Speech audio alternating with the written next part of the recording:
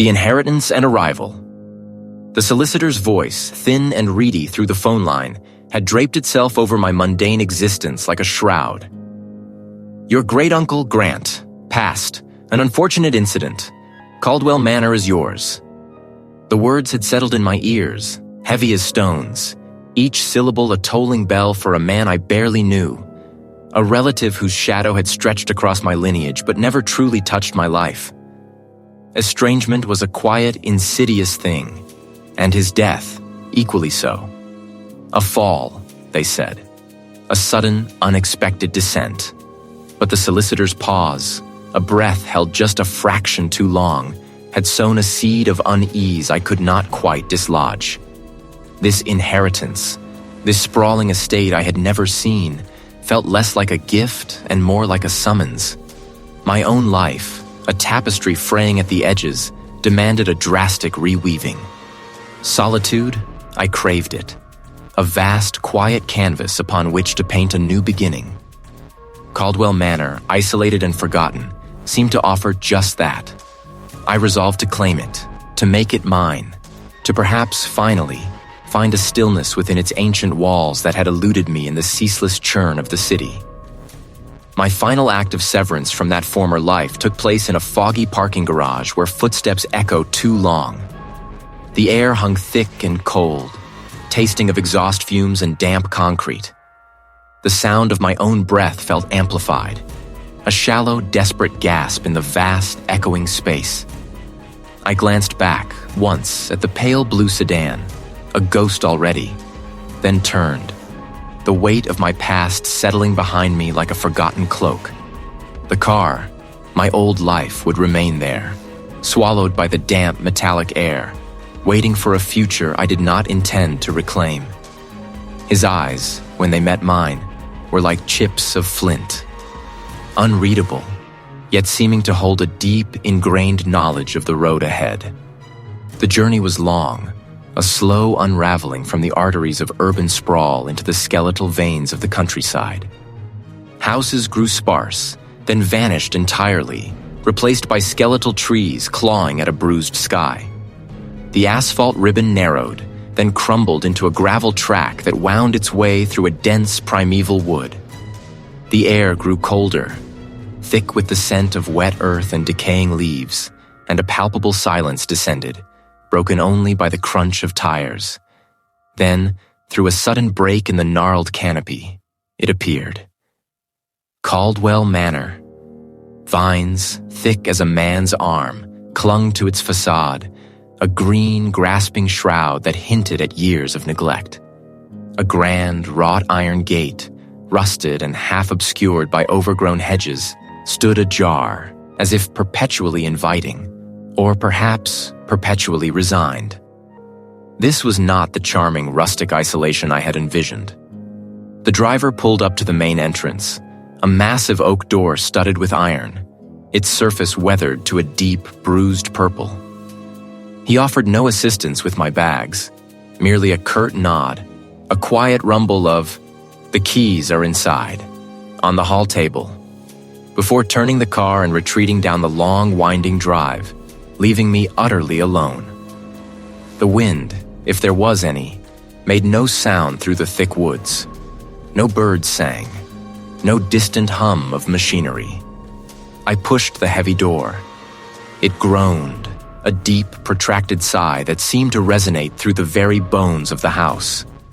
My footsteps on the flagstone floor of the great hall echoed, not as sharply as in the parking garage, but with a lingering resonance that suggested vast, empty spaces. Dust motes danced in the sparse shafts of light that pierced the grimy stained glass windows, swirling like miniature, agitated spirits. My hand, when I touched the polished wood of a nearby console table, came away gritty with fine gray powder. On the table, as the driver had promised, lay a single heavy brass key. I thought again of the solicitor's carefully chosen words, of the unsaid things that hung in the air like the dust. A fall. What kind of fall? Was he found at the bottom of these very stairs? The thought sent a fresh wave of unease through me. I would not be easily deterred. a very particular, very unwelcome beginning. The solicitor's call had been a brittle chime, shattering the fragile peace of my unremarkable days. Caldwell Manor is yours. The words, once an echo in a distant familial void, now pulsed with a strange, unsettling vitality. I had been adrift, a vessel without a rudder, and the manor, despite its shadowed legacy, offered a destination. A fresh start, I'd told myself. A new canvas upon which to paint a life unmarred by past regrets. Determination, a stubborn, brittle thing, had taken root in my chest, outweighing the vague unease that clung to the edges of my thoughts like cobwebs. The drive was long, the landscape slowly morphing from the familiar manicured sprawl of suburbia into something wilder, untamed. Trees, gnarled and ancient, began to press closer to the winding road, their branches skeletal fingers against a bruised sky. The air grew heavier, thick with the scent of damp earth and decaying leaves. Each step I took resonated, not just from my boots, but from the very concrete, bouncing back at me, stretched and distorted, as if a dozen invisible companions walked in my wake. Finally, the iron gates of Caldwell Manor loomed, rusted sentinels guarding a forgotten kingdom. They groaned, a mournful sound, as I pushed them open, revealing a long, overgrown driveway. The house itself emerged from a shroud of neglected foliage, a colossal silhouette against the fading light. Stone, once proud, was now streaked with grime and lichen, its windows like vacant eyes staring out from a crumbling face. A sense of immense age permeated the very air, a quiet sigh of centuries passing. It was less a dwelling and more a monument to decay. Yet within its imposing form, I felt a peculiar pull, a strange sense of belonging that warred with an instinctive shiver. The front door, a heavy slab of oak, yielded with a reluctant groan, revealing a cavernous hall swallowed by twilight.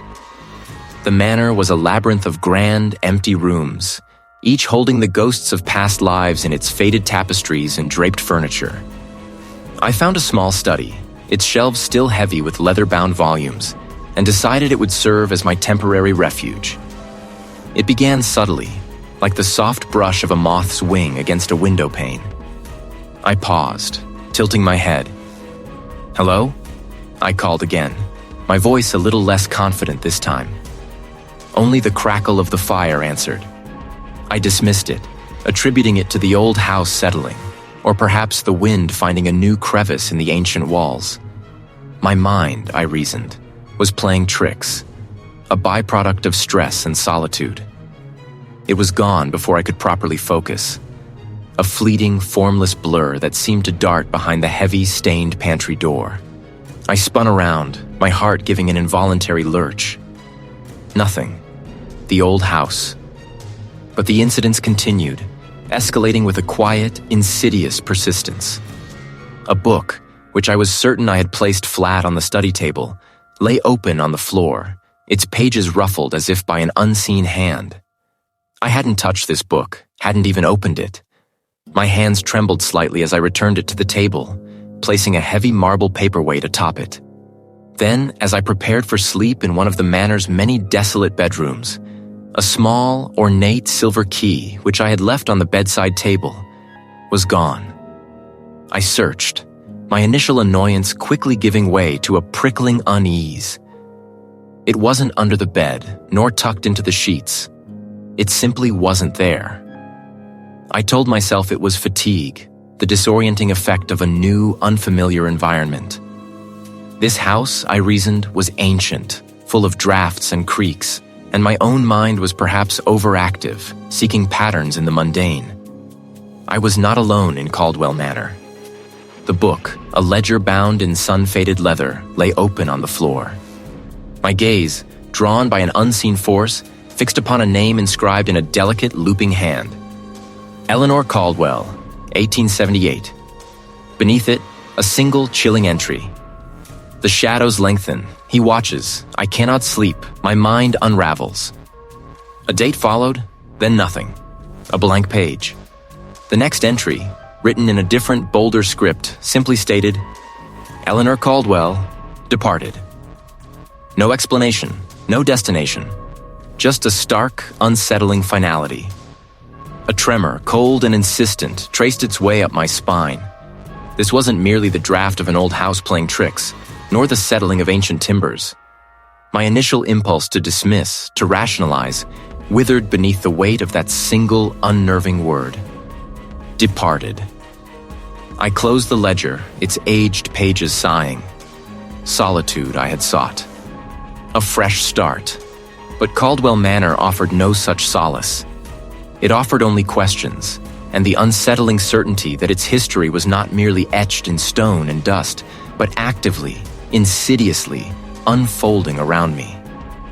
I would uncover the truth. The estate's library, a sprawling chamber of forgotten knowledge, became my sanctuary and my torment.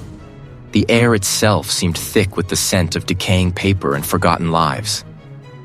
I began my excavation, sifting through brittle newspapers, tattered journals, and local histories that spoke in hushed tones of Caldwell Manor. Hours bled into days. My fingers grew stained with the grime of ages, my eyes perpetually weary. Sometimes, a floorboard would creak upstairs when I knew myself to be alone. A distant gust of wind would rattle a window pane, sounding too much like a sigh. Each subtle shift was a test, a gentle erosion of my calm. An account from the early 1900s detailed the sudden, inexplicable melancholia of a resident. A woman who, after weeks of staring blankly into the garden, simply walked out one evening and was never seen again. Another, from the mid-1800s, spoke of a prosperous merchant who, upon inheriting the manor, rapidly descended into a paranoia so profound he walled himself into a single room, convinced the house itself was alive, until his eventual quiet disappearance. A victim of the Caldwell affliction, one newspaper clipping vaguely concluded. The language was archaic, circumspect, but the pattern emerged, stark and undeniable.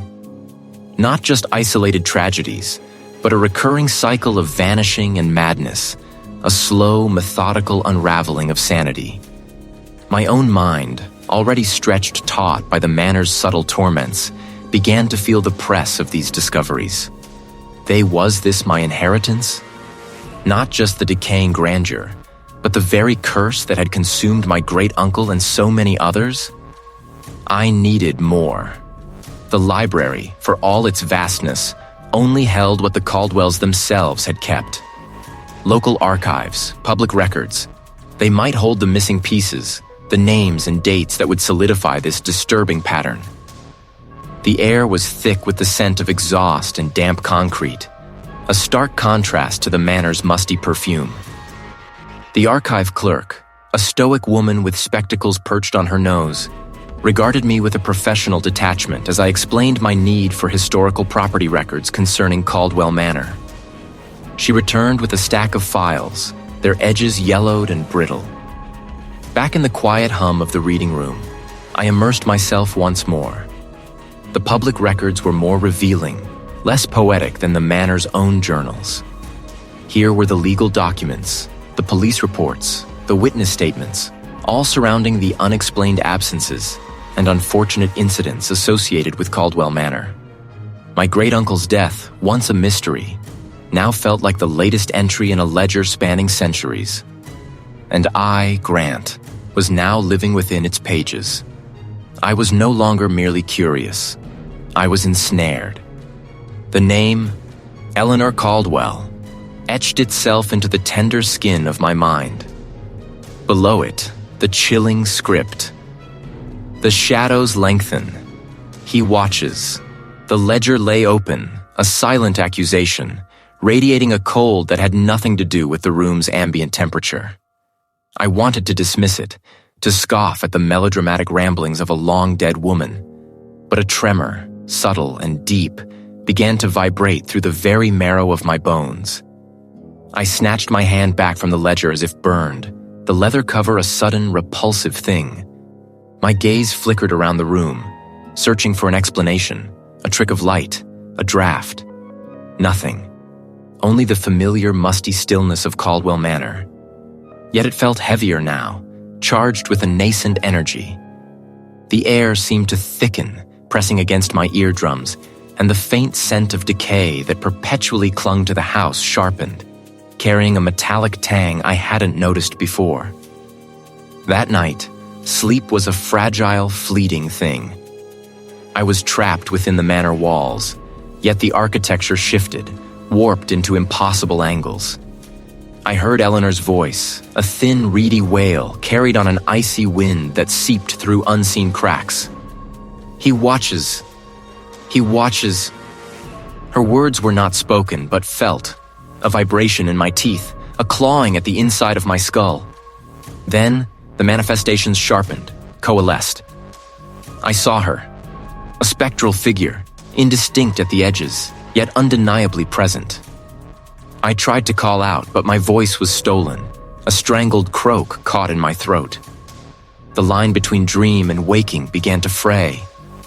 I walked the halls of the manor, each creak of the floorboards, each groan of the ancient timbers, a potential prelude to another horror. One afternoon, a muggy stillness had settled over the manor, pressing down like a shroud. I was in the drawing room, attempting to read, though my eyes merely skated across the words without comprehension. A faint, sweet scent, like dried roses and dust, drifted past me. I dismissed it as an old house smell, a memory of a distant inhabitant. Then, a distinct brush against my arm. Not a draft, not a spiderweb. I flinched, jerking my arm away, my eyes snapping to the empty space beside me. There was nothing there. My breath hitched. This was no trick of the mind. This was real. The determination that had brought me to Caldwell Manor, the desire for solitude and a fresh start, began to curdle into a desperate need for escape, even if only for a few hours. I needed air that didn't smell of old secrets and despair. I needed to see other people, to hear the mundane sounds of the outside world. I grabbed my car keys, my movements jerky and uncoordinated. The drive was a blur, the familiar country road a tunnel I sped through, chasing a phantom sense of normalcy. I found myself heading towards the nearest town, an indistinct place I'd only visited once for supplies. The car park, a sprawling concrete expanse beneath a low, weeping sky, seemed a logical, if uninspired, destination. The fog, thick and unnatural for midday, swirled around the concrete pillars, turning the familiar space into a labyrinth of gray. My footsteps, usually muffled by the vastness of such a place, seemed to reverberate, each click of my heel stretching into an elongated echo that bounced off the unseen walls. I stopped, listening. A faint, almost imperceptible dragging, like a torn silk dress across rough concrete. It came from deeper within the fog, from a direction I couldn't discern. My heart began to hammer against my ribs, a frantic bird trapped in a cage. I stood frozen, straining to hear. My skin crawled. I wasn't alone. Not even here, in this sterile, gray expanse. The entity, whatever it was, had followed me. It was no longer bound by the house. It was bound to me. The ledger lay open, a silent scream frozen in brittle paper. The name, Eleanor Caldwell, seemed to pulse, a bruised star in the dim light. Below it, the chilling script. The shadows lengthen.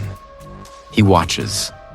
A cold tendril, not of air, but of something far older, seemed to trace the contours of my spine, whispering of a shared vulnerability, a kinship with the woman whose words now trembled before me. Eleanor, another soul tethered to this place, another mind frayed by its silent hunger. My hand, trembling, fumbled for the sleek rectangle of my phone. The screen flickered to life, a brief beacon, then died. No signal. I tried again and again, a frantic, futile dance of my thumb against the unresponsive glass. The battery, fully charged moments ago, now showed a single mocking bar, then nothing. A dead weight. Panic began to unfurl its thorny tendrils within me.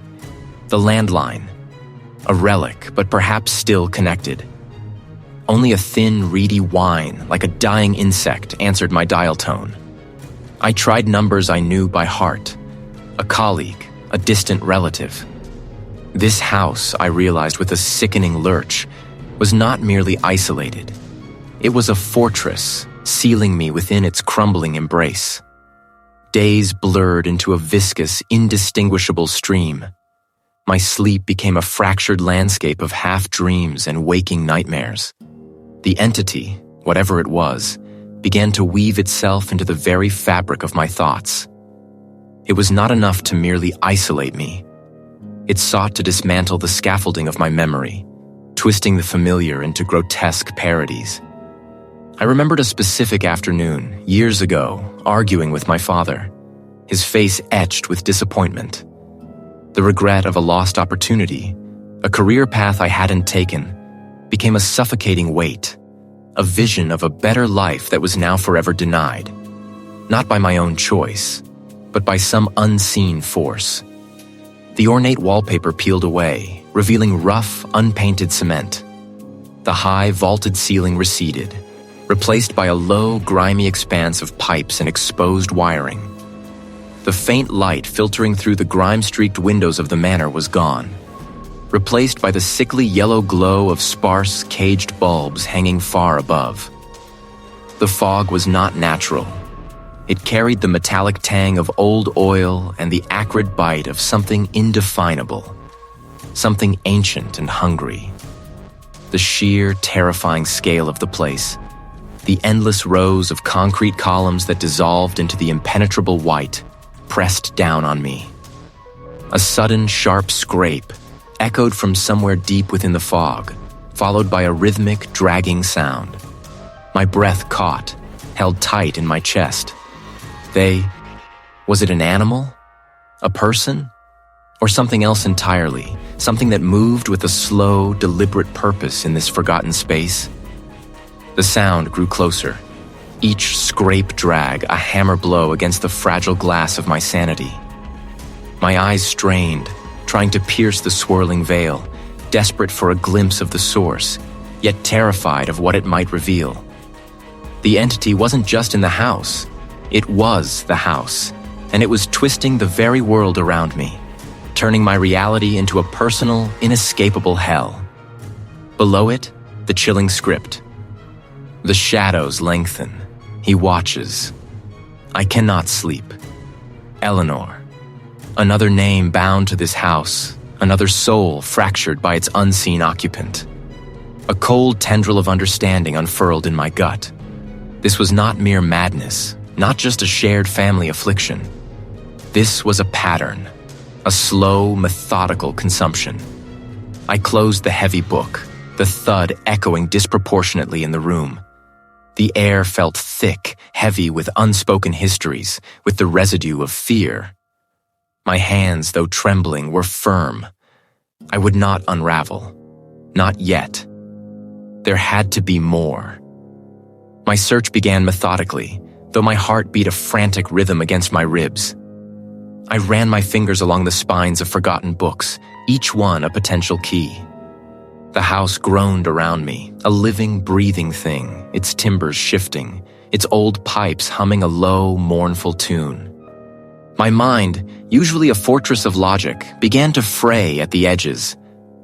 As I passed a particularly ornate tapestry, depicting a hunting scene with hounds and a stag, a sudden disorienting shift occurred. The scent of mildew vanished, replaced by the sharp metallic tang of exhaust fumes and a pervasive dampness. The tapestry, the oak paneling, the very walls of Caldwell Manor dissolved, replaced by a vast concrete expanse. My feet, which had been treading on worn carpet, now crunched on loose gravel. A sudden sharp crack like a whip made me jump, but there was nothing, only the unending gray haze and the profound, isolating echo. My heart hammered, a frantic drum against the sudden, overwhelming sensation of being lost, utterly unmoored. Then, as quickly as it had come, the illusion shattered. The concrete dissolved back into the familiar, if menacing, wallpaper. The scent of old house returned. My breath hitched, a gasp tearing from my throat. The entity was not just in the house, it was in me.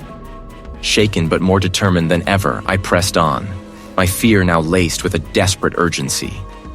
The sudden hallucinatory shift had convinced me that I was close, that the entity was actively trying to deter me. My fingers brushed against a faint seam, almost imperceptible. With a surge of adrenaline, I pushed harder. A low, grinding groan answered, and a section of the wall, disguised perfectly to match its surroundings, slid inward with a soft, dusty sigh. A wave of ancient, earthy scent washed over me, thick with the smell of damp soil and something else. Something metallic and faintly sweet, like forgotten blood. My flashlight beam, a hesitant spear, cut through the gloom, revealing walls slick with condensation. The stone steps worn smooth by untold descents. The staircase opened into a chamber, not large, but suffocatingly low-ceilinged. The air hung heavy, utterly still, tasting of stagnation and dust. My light played over rough-hewn walls, revealing crude carvings, symbols that seemed to writhe and contort, their meaning lost to time, yet their malice palpable. Surrounding it were an array of objects, small, twisted effigies of bone and dried sinew, bowls filled with hardened residues, shards of obsidian, and rusted, wicked-looking implements. Each artifact thrummed with a silent, malevolent energy, a forgotten echo of terrible purpose. Then I saw it, resting on a pedestal beside the altar. A book. Not a ledger, but something far older, far more sinister. No title adorned its spine, but the air around it seemed to shimmer, heavy with a forbidden knowledge. The pages, thick and yellowed, crackled as I opened the grimoire. The script was not English, nor any language I recognized, but a flowing serpentine hand that seemed to writhe on the page. Yet as my eyes scanned the archaic symbols, a terrifying understanding began to seep into my mind, as if the words themselves bypassed my intellect and spoke directly to some primal fear. Illustrations, crude but unsettlingly vivid, depicted figures draped in cloaks, gathered around an altar similar to the one before me, engaged in a horrific act. For sustenance it shall take, and in return, knowledge and power shall flow, though madness be its price. My breath caught. The ritual, the binding, the bloodline. My bloodline. The words were a freezing hand clenching around my heart, squeezing the life from it. The ancient entity, the manor's malevolence, the unraveling minds of my ancestors. It was all connected. I was not here by chance. I was here by design, another link in a chain of unending horror. The house was not merely haunted. It was a living prison, and I, Grant Caldwell, was the latest unwilling keeper. A cog in a mechanism I barely comprehended, a piece in a puzzle assembled by dead hands. The words, echoing from the forgotten corners of Caldwell, had painted a picture of a grim inheritance, a legacy steeped in the very essence of suffering. My great-uncle's cryptic notes, the whispers in the walls, the chilling apparitions, they coalesced into a single terrifying truth. Days blurred into a single agonizing night. I retreated into the dusty study, the grimoire spread open before me like a festering wound. Its pages, brittle and yellowed, exhaled the scent of decay and ancient secrets. The script, a twisted knot of archaic symbols and Latin phrases, resisted my efforts, each word a stubborn lock. Outside, the manor groaned, its timbers protesting the weight of its own history, or perhaps the weight of my dawning understanding. Hours bled into one another. The world outside the study's leaded windows turned from gray dawn to pale twilight, then to the impenetrable blackness of a moonless night. I fueled myself on stale coffee and a desperate gnawing need to know. The language was a cruel labyrinth, but within its coils, I began to glimpse patterns, repetitions of key terms. Vinculum, sustentatio, sanguis, binding, sustenance, blood. The entity, the malevolence that clung to Caldwell Manor like a second skin, was not merely housed here. It was bound here. And its binding required a living conduit, a descendant of the very bloodline that had first trapped it. The descendant's role was dual, either to maintain the entity's prison through a periodic, arduous ritual, a ritual of focus, of will, of life force, or, should that will falter, to become its new vessel. The thought was a clawed hand raking down my spine. To be a jailer, or to be the jail itself. Beneath it, a passage described a failed attempt. An attempt to break the cycle, to sever the vinculum entirely. The words were a freezing hand, reaching from the page to grip my heart. He sought to starve it, to let the binding fail entirely, believing the entity would dissipate. But the grimoire warned of a terrible consequence. When the binding fails without a successor, the entity does not vanish. It seeks a new, unprepared host. A new vessel, untainted by the previous vessel's resistance, ripe for full possession. My great-uncle, his death. It wasn't an accident or a simple passing.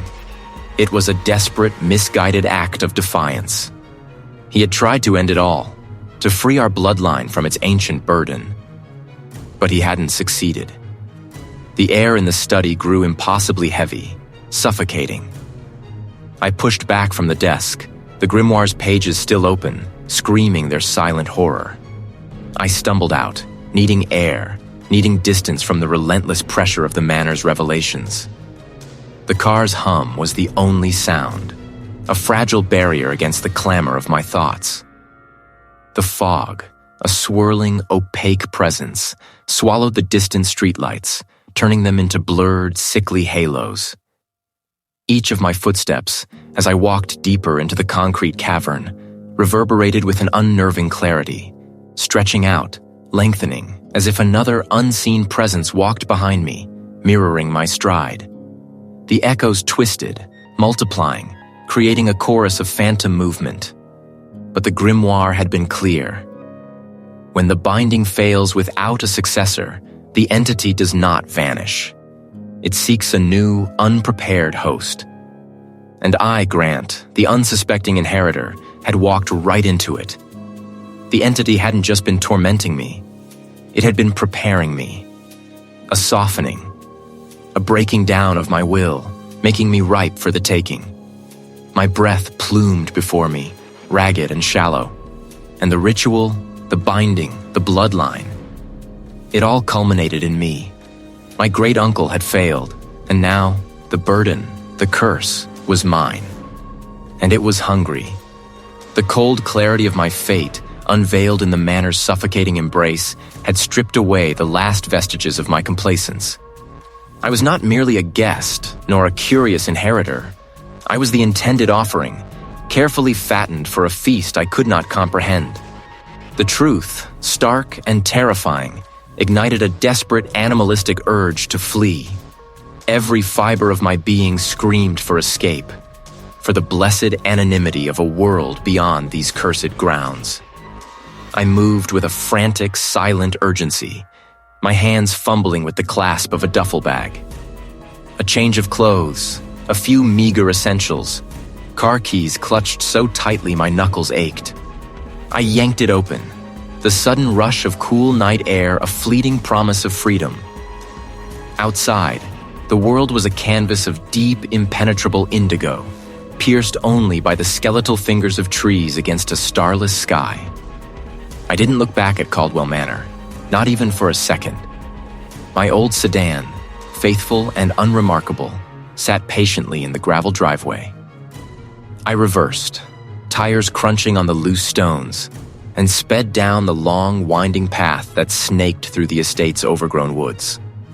The trees, thick and ancient, blurred into an indistinct wall on either side, their branches reaching, clawing at the meager light cast by my headlights. As I neared the boundary of the estate, the air began to thicken, not with mist, but with a palpable pressure, a subtle warping of reality. The familiar landmarks I had noted on my arrival, a weathered stone gatepost, a particular gnarled oak, seemed to shift, appearing and disappearing with unnerving inconsistency. The road, which I remembered as a straight shot to the main highway, began to curve in ways that felt alien, illogical. Then, the fog descended. Not a gentle rolling mist, but a sudden opaque shroud, materializing from nowhere. It pressed against the windshield, swallowing the world beyond my headlights in a swirling gray embrace.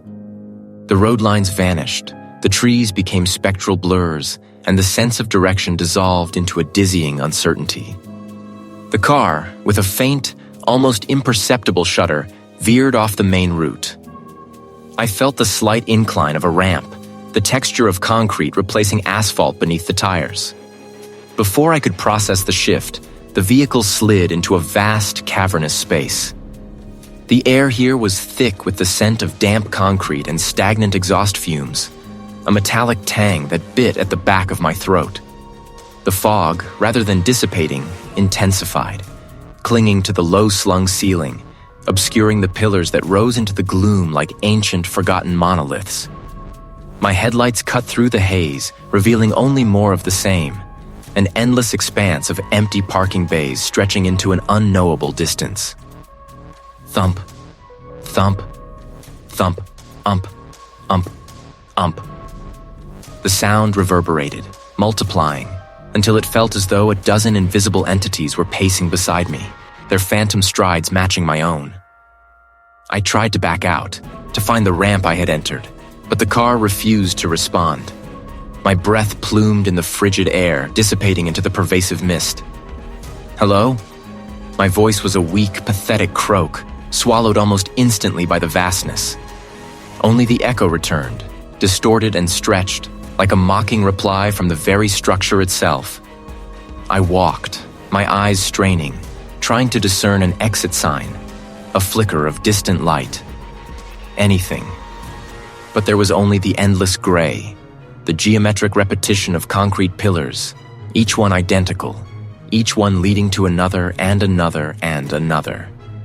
It was a labyrinth constructed of nothing but fog and my own mounting despair. Then, through the swirling vapor, a shape began to coalesce.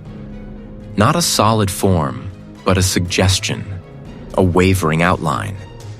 It was the old woman from my nightmares, her face a mask of sorrow and accusation, her empty eye sockets boring into me. He was impossibly tall, her form stretching to meet the low ceiling, her spectral gown trailing into the mist.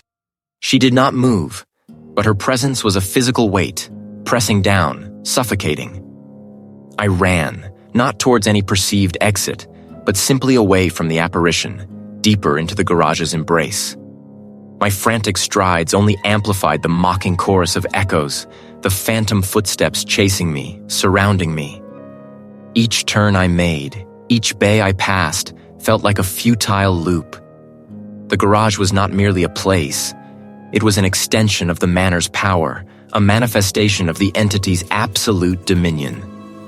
The truth struck me with the force of a physical blow. The entity was not confined to Caldwell Manor.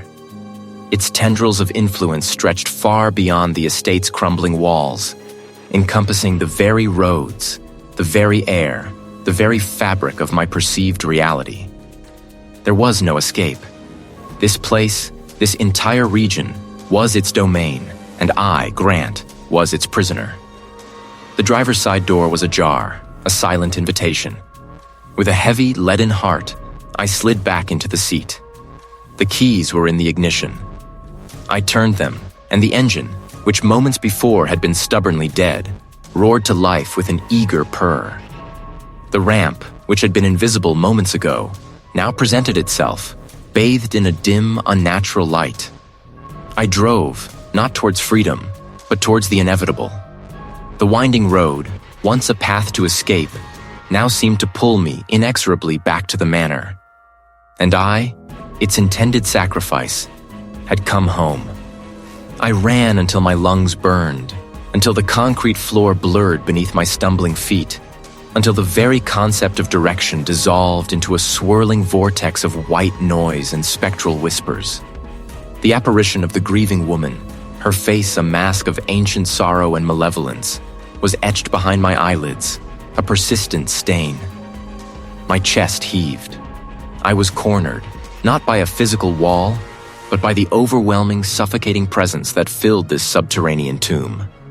A low, guttural growl rumbled through the fog, not quite sound, not quite vibration, but a pressure against my eardrums. It seemed to emanate from everywhere and nowhere, a predatory purr that promised annihilation. This was not merely an escape. This was a hunt. And I was the prey. A new clarity, brittle as ice, pierced through the haze of my panic. Running was futile. It only fed the beast. I remembered the grimoire, its heavy leather binding, the arcane symbols that had pulsed with an unsettling energy in Caldwell Manor's library. I had fled the house, but the instinct to survive, the desperate need to sever this ancient, invisible tether, had driven me to snatch it from its resting place. It was clutched now in my trembling hand, its weight a surprising comfort. My fingers, slick with sweat, fumbled for the clasp. The pages, brittle and yellowed, rustled like dry leaves in a phantom breeze. I squinted, trying to decipher the spidery script in the dim, diffused light. The fog itself seemed to writhe, tendrils curling around the pages, as if trying to obscure the words, to snatch the knowledge from my grasp. I flipped through the sections, my gaze darting over the unsettling glyphs and cryptic verses. There were rituals for summoning, for binding, for banishing.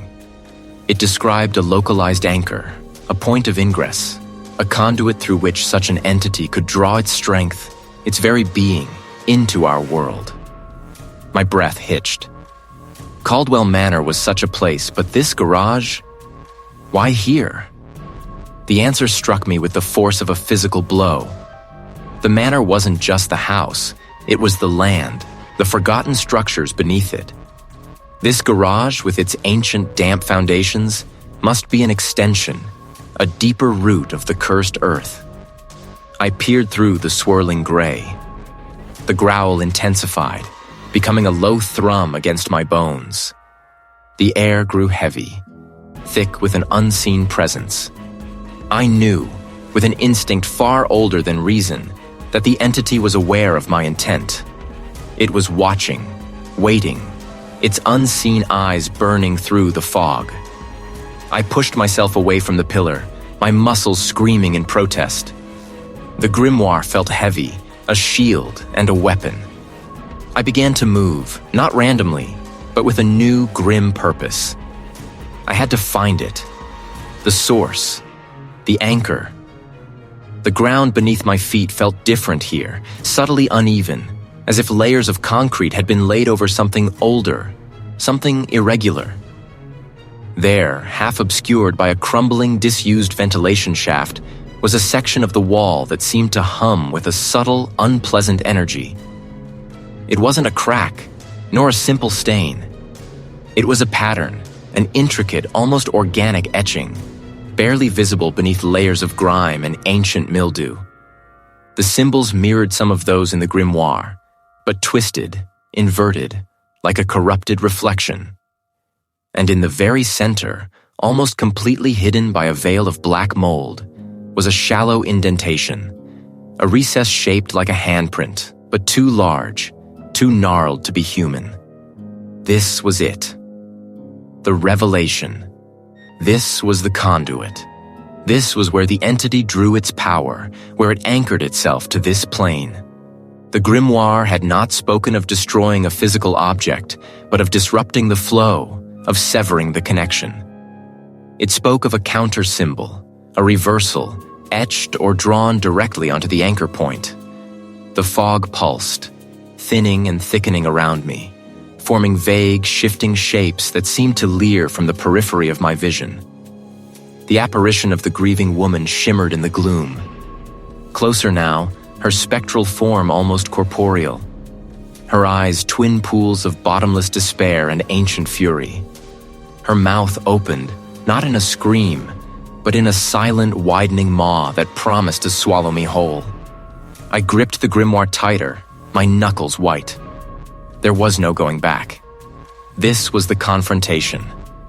My gaze locked onto the corrupted handprint, the source of its insidious power. I had to break free. And I knew, with a certainty that was both terrifying and liberating, that I would either succeed or Caldwell Manor would claim me forever. I stumbled, my hand scraping against a pylon slick with condensation, the chill seeping through my skin like a slow poison. It wasn't just the echoes anymore.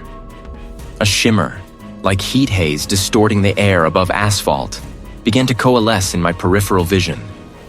It danced at the edges of the limited light, a formless, writhing thing that grew denser with each panicked glance. They were a legion, 1,000 tiny voices clawing at the inside of my skull, weaving a tapestry of forgotten fears and future failures.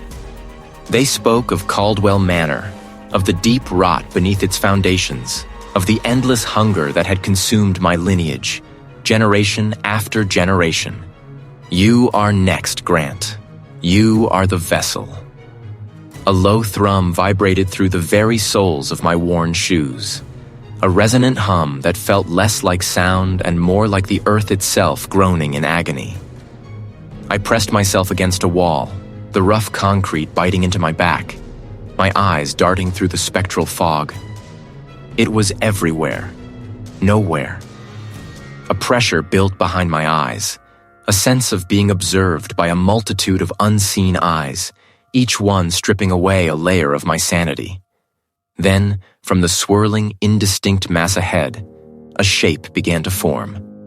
This was it, the culmination, the final act of its gruesome play. To sever the thread, one must first feel the blade within. The words had seemed nonsensical at the time, the ramblings of a dying man. But here, now, in the suffocating embrace of the entity, they resonated with a terrible clarity. It demanded fear, it fed on it. But what if I had nothing left to give? What if the blade within was not a physical thing, but a cutting of the ties, a rejection of its very premise? A primal scream tore its way from my chest, not of fear, through the space it occupied. It was a gamble, a desperate, irrational act. I focused every fiber of my being, every ounce of my will on the image of a clean, sharp break. I pictured a cord, thick and black, connecting me to Caldwell Manor, to my lineage, to this thing. And I willed it to snap. A searing, unimaginable pain erupted in my left side, just beneath my ribs. It wasn't a phantom ache. It was a physical tearing, as if a jagged hook had been plunged deep into my flesh and was being violently twisted. I gasped, a choked cry escaping my lips, and fell to one knee, clutching the wound. The shimmering distortion dissipated, leaving only the damp, desolate expanse of the garage. It was gone. It was truly gone. I pressed harder against the gash, gritting my teeth against the agony. My hand came away stained, not with crimson, but with a viscous, inky blackness that seemed to absorb the meager light. My breath hitched, a shudder racking my entire frame. The entity was gone, yes, but at what cost? I pushed myself up, my legs trembling, each movement sending fresh waves of nausea through me. The entity had retreated, but it had left its mark, not just on my flesh, but on my very essence.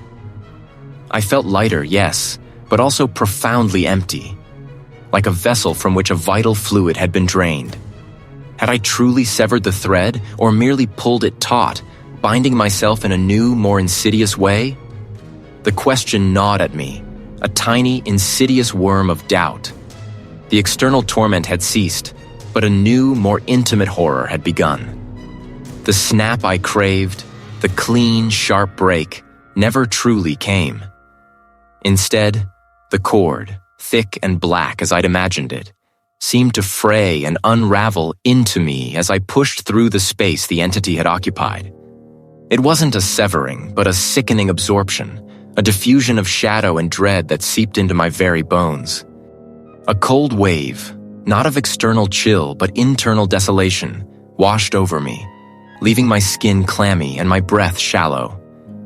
I stumbled, not away from a presence, but with a presence, an unwelcome passenger now nestled deep within my psyche. My escape was not a dash for freedom, but a scramble from one cage into another, the bars unseen but undeniably there. I didn't look back. There was no need. The drive away was a blur of frantic motion, the car's tires spitting gravel from the winding, unpaved track that led from Caldwell Manor. I saw it in the shifting leaves, in the deep, unlit windows of abandoned buildings, in the very texture of the night sky. It wasn't there, but it was everywhere. A desperate need for anonymity, for the reassuring hum of other lives, pulled me towards the city's periphery. My hands, clenched white on the steering wheel, were slick with sweat. My eyes darted, searching, always searching, for an escape that I knew, with a dawning horror, would never come. The need to stop, to simply be still for a moment without the illusion of flight, became overwhelming. The yellowed light fixtures cast sickly pools, barely piercing the low-hanging mist that swirled around the concrete pillars. Each drip from unseen pipes echoed like a morbid clock, counting down to some unseen moment of reckoning. I killed the engine, and the sudden silence was a physical blow. It was not truly silent, of course. I closed my eyes, trying to banish the swirling gray, but it had already taken root. The fog here wasn't just external.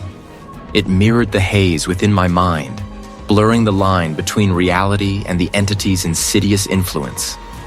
Then I heard it. It was the same voice I had heard in the manor, ancient and dry, a sound like paper crumbling into dust. Grunt. My eyes snapped open. The car's interior was unchanged, yet the air within felt heavy, suffocating. I gripped the steering wheel, knuckles white. I could feel the entity's tendrils, not just around my mind, but within my thoughts, twisting memories, planting seeds of paranoia and despair. This was the truth, the ultimate horror. The entity was not bound by stone and mortar. It was bound to me. My desperate gamble, my attempt to break free, had merely completed the circuit, making me its unwilling conduit. The centuries-old curse wasn't confined to Caldwell Manor. It had found a new vessel, a new harbinger. I was the legacy. I pulled out of the parking space, the tires crunching on unseen grit. The fog in the garage seemed to thicken, to cling to the windshield, mirroring the impenetrable fog that now enveloped my future. The horror had not followed me. It had become me,